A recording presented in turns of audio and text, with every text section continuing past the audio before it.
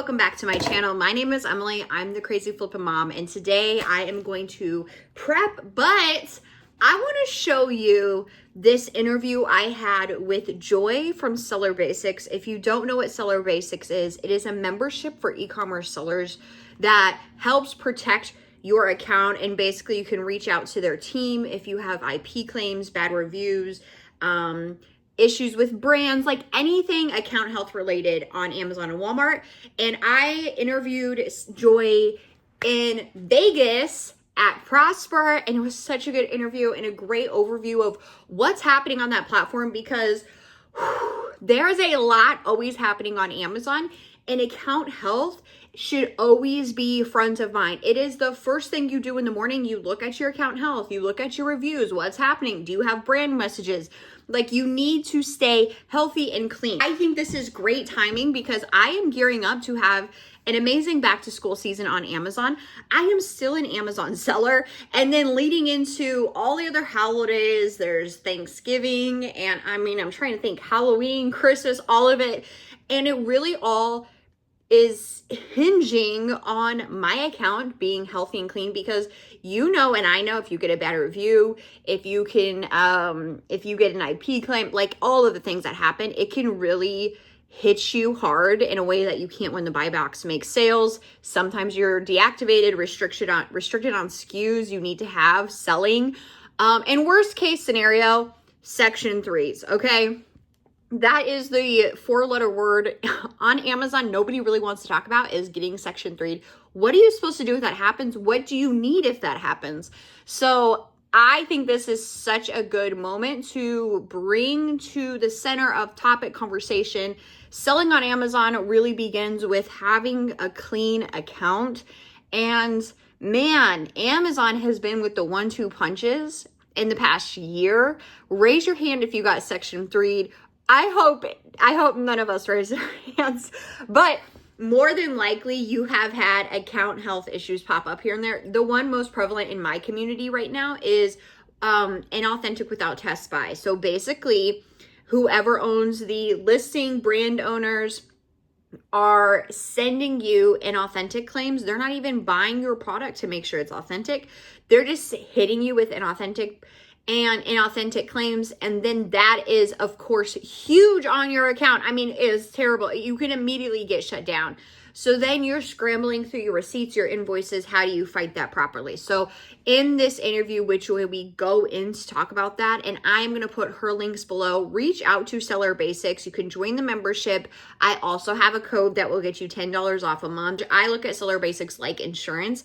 It's something you never really want to use, but you're glad you have it when you need it. So I hope you find this helpful. Enjoy. A lot of people are getting shut down, having issues on Amazon. What are the top couple factors that are leading to account deactivations? What are the things people can do to be proactive? So there's two things. The number one continues to be, where are you sourcing from? Yeah. And what does your documentation look like? And certainly now, with the recent requirements for getting ungated for 100, 200, 500 units, sellers are continuing to find quote-unquote wholesalers and distributors that are not legitimate in Amazon's eyes, right? Whether it's gray market goods or liquidation, because they have the volume and they'll sell to anyone. Yeah. What sellers don't realize is you don't even have to submit those invoices as part of a violation to get deactivated. In some cases, when you submit an invoice from somewhere that Amazon doesn't like, you can get ungated, you can get deactivated at that point. Immediately on ungated. Yes. I got chills. And so sellers have to remember that if it sounds too good to be true, it probably is. No legitimate distributor, in my opinion, should have 100,000 bottles of Dove body wash for $1 a bottle. It's liquidation, it's gray market, there's been a package change, a formula change. These are all things you have to be weary of. And close is not good enough. The listing has to match your inventory, and your inventory has to match the listing. It can't be off by a couple of sizes, or the old packaging or the new packaging. These things matter, right? Mm-hmm. And so sellers have to understand that slow and steady really does win the race. Don't you feel like, I would say from my perspective, the days of lazy selling like the lazy, like, oh, this Dove deodorant is 9 ounces and the listing is 10.5, but you know, you're like, like that is done. You can't do that anymore. It's not our Amazon anymore. I always say, starting in 2012, right? It was a much more wild west kind of endeavor than it is now. Yeah. And every little detail matters. And every bit of documentation matters.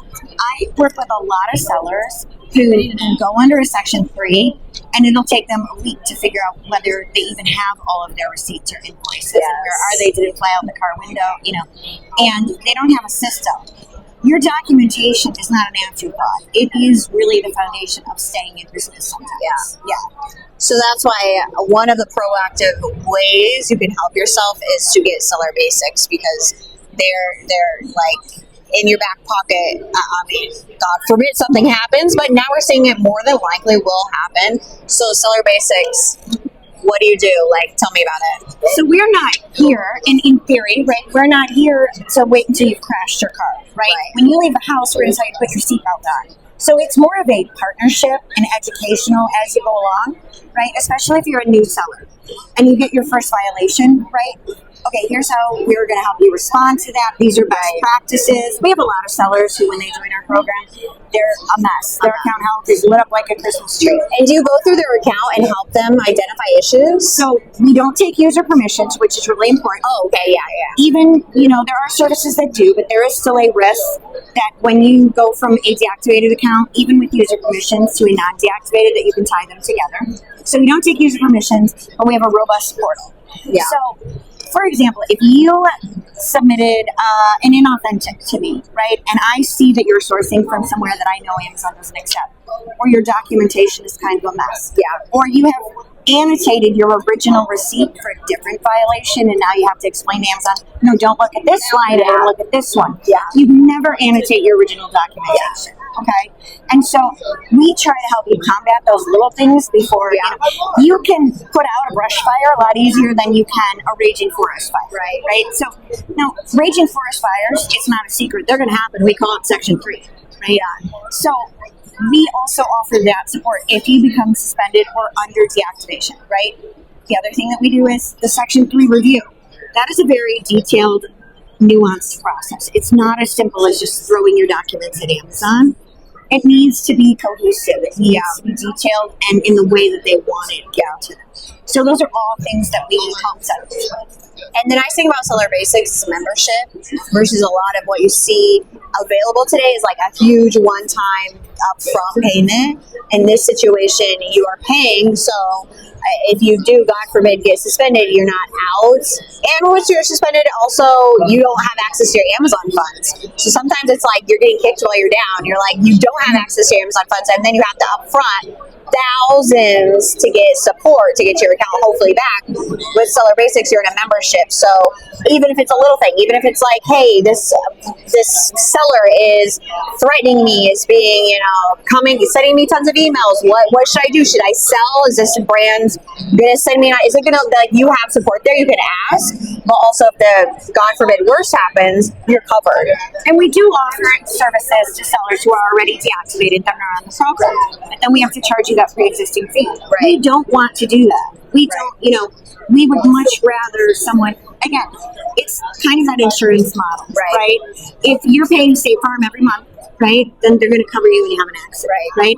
But if you crash your car and total it first, well, one, they're not going to cover it. But if they were, they would charge you a much bigger fee, right? It's preventative as much as possible, which is why Paul Rafelson founded Seller Basics and set it up on this model, was to disrupt that industry that charges, $10,000, $15,000 for and can really take advantage. But so Seller Basics, a part of keeping your account healthy, proactive. Thank you, Joy. You're welcome. Thank you. To wrap up what we talked about in this conversation, I want to give you a couple tips to leave you with, especially if you're a new seller. 1, documentation matters. Documentation matters. Your receipt needs to be clear, concise, readable. If you keep a receipt in your car, most likely it's going to fade. So organize them. Get a printer, print them so you have a copy on your computer if you need it. I love connecting like my Walmart and Target accounts to when I swipe my credit card. So all of those transactions are saved online also. It's like a secondary option. if, for instance, I can't find that receipt, God forbid, but documentation matters. If you look at the receipt and it does not connect the product you bought with the product you sold, it is not going to help you. It's not going to protect you. So if you look at your TJ Maxx, Home Goods, any liquidation style store, most likely those receipts will not be enough. 2, your source matters. It kind of goes in with the first one, but if you are buying from liquidation, especially like even wholesale, if it seems too good to be true, it probably is too good to be true. 3rd is staying on top of your account health issues. I like that Amazon shows you, like if you get an IP claim, they'll show you like how that affects your overall account. There's like this little scale and it's like not very to extremely affects your account. But if you get 10 little issues, all of a sudden that is a big issue. So staying on top of those little issues and just dealing with them as they come is important so they don't pile up and one day you're hit with like 25 and then you're deactivated. So stay on top of every issue as it comes in. Try to fight everything, bad reviews, anything that like A to Z claims that are counted against you. If you ship something out on time, it gets delivered on time, and all of a sudden it's affecting your OTDR, open a case and fight it. I don't let anything like that sit on my account. I want to stay healthy, and I do my best to make sure that happens. So you better believe I'm talking to Amazon if they count something against me that they shouldn't. Thank you for watching this. I hope it was helpful.